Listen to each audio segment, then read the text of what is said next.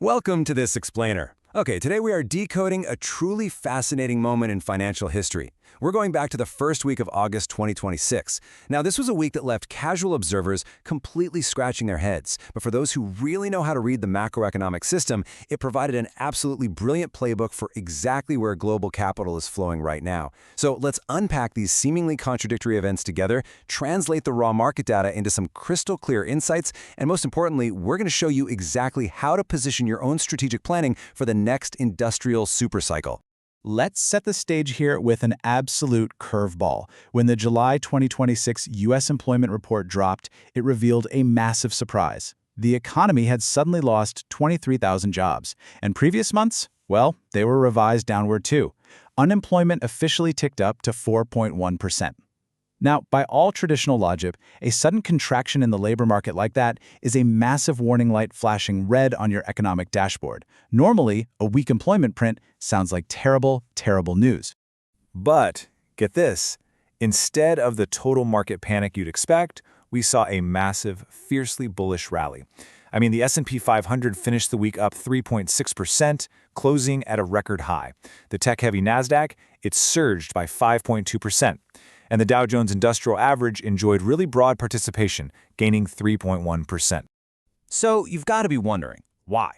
Why on earth did a fundamentally weak jobs report trigger a record-breaking stock rally across every major index? It feels like a total paradox, doesn't it? Bad news on Main Street somehow translating into popping champagne on Wall Street?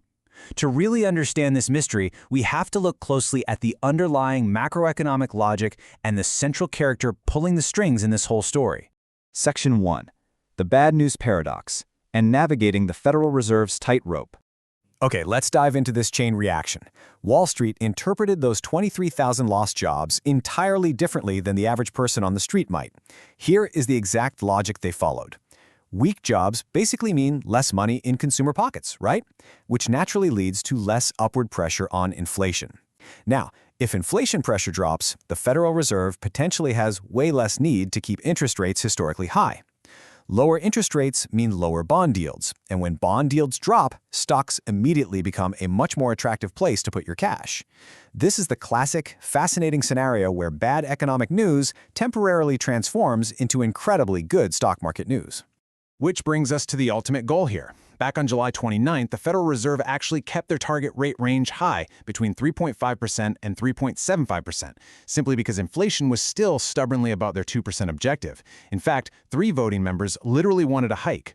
But thanks to that new, weaker jobs data, the market started aggressively pricing in a soft landing.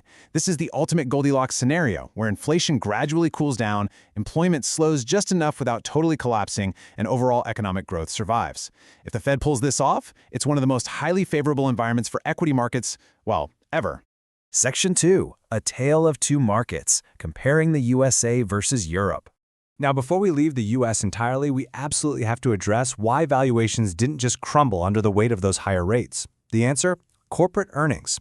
Roughly 86% of S&P 500 companies completely exceeded their earnings expectations. So it wasn't just some rate cut fantasy driving the market higher. Companies, especially in AI and tech, were delivering massive tangible profits that genuinely justified their high valuations. So let's compare the fundamental DNA of these two massive economic zones. It's like night and day, really. The U.S. market is overwhelmingly a digital story. It's being driven by AI, cloud computing, semiconductors, and those mega-cap software companies. Europe, on the other hand, has a completely different, yet equally powerful composition. Their strength lies very much in the physical and financial world, industrial technology, major banks, heavy machinery, automation, and automobiles. This contrast creates a really fascinating global diversification story. And because of that physical focus, Europe is absolutely surging right now. During this exact same week, Europe's STOXX 600 index actually reached record territory, hitting 656.86. And this was backed by an incredible expectation of roughly 22% year-over-year earnings growth in the second quarter. Essentially, European banks are profiting from those higher interest rates, and their industrial giants are massively benefiting from a worldwide manufacturing push. Section 3. The AI infrastructure boom and moving beyond the software. All right, let's look at how this all builds into a massive global supply chain. The most absolutely crucial theme in the market right now isn't simply technology, it's the physical AI capital spending cycle. Think about this progression for a second. Everyone tends to focus on the shiny AI software models at the very start. But those models require specialized chips and servers. Those servers need massive data centers to house them, and those data centers, they require mind-boggling amounts of electricity, massive grid upgrades, and highly advanced cooling systems before any of that computing power finally reaches the enterprise applications we use. AI is no longer just software, folks. It is a heavy-duty physical infrastructure cycle.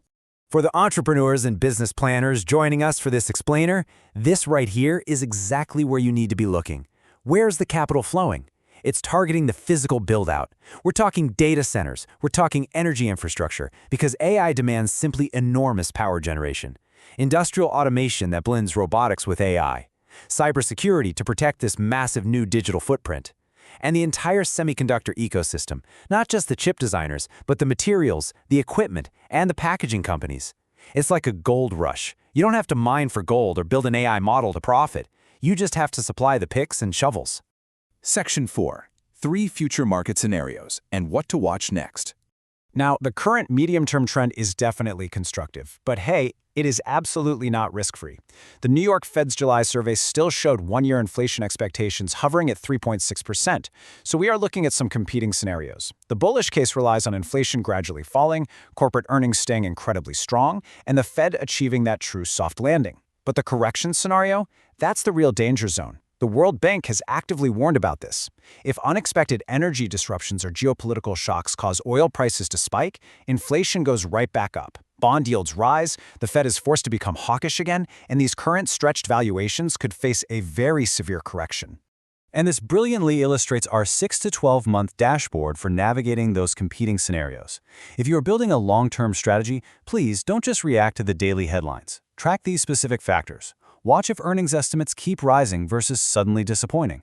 Watch if inflation continues to fall or if it reaccelerates. Keep a close eye on whether AI capital expenditure keeps expanding or if executives start getting cold feet about their return on investment. And critically, monitor energy costs. It's like a giant puzzle. If you track the interaction between these factors, you will literally see the market shifts coming well before they hit the front page.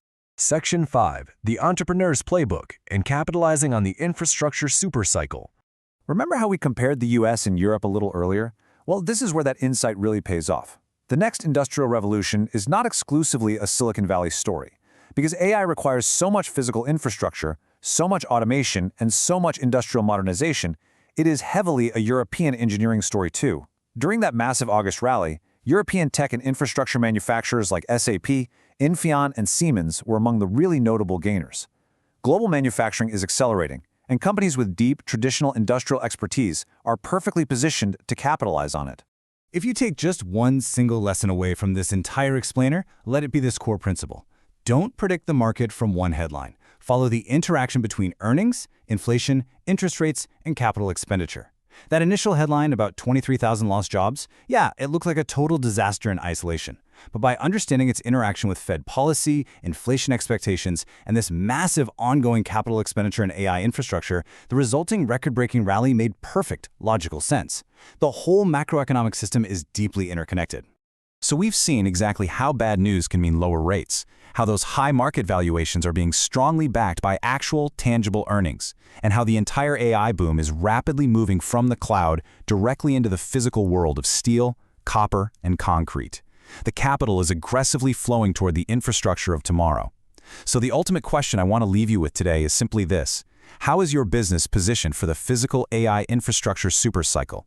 Thank you so much for joining me for this explainer, and I can't wait to explore our next topic with you soon.